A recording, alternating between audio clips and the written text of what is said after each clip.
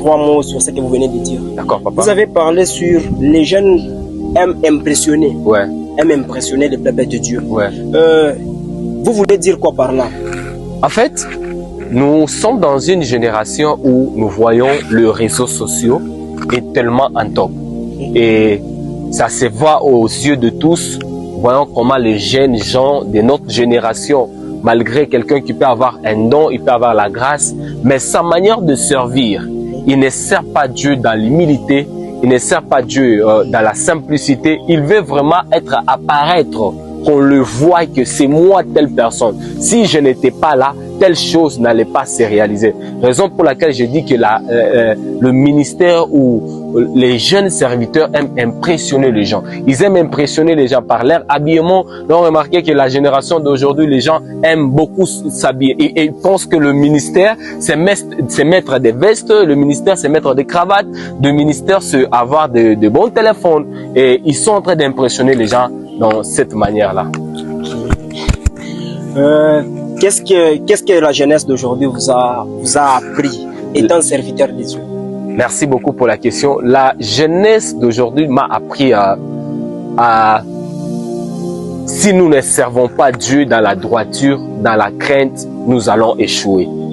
Si nous ne servons pas Dieu dans l'humilité et être sous la couverture d'une personne, on ne peut pas réussir.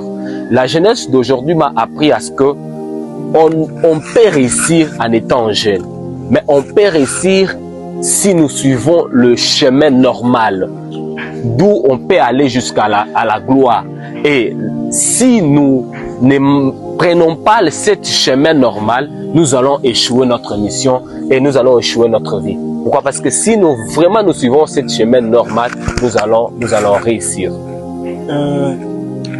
Ma question suivante est de savoir pourquoi une personne qui se dit servir Dieu mais veut prophétiser pour qu'on puisse lui voir.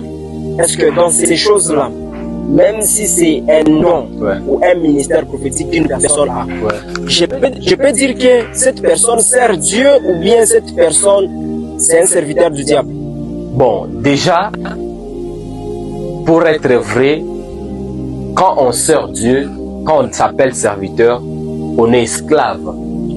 Être serviteur, ce n'est pas être maître, c'est être serviteur, c'est être esclave, c'est servir des autres. Tu ne peux pas avoir une grâce que Dieu t'a donnée par la grâce et faire cette grâce-là avec beaucoup de l'orgueil.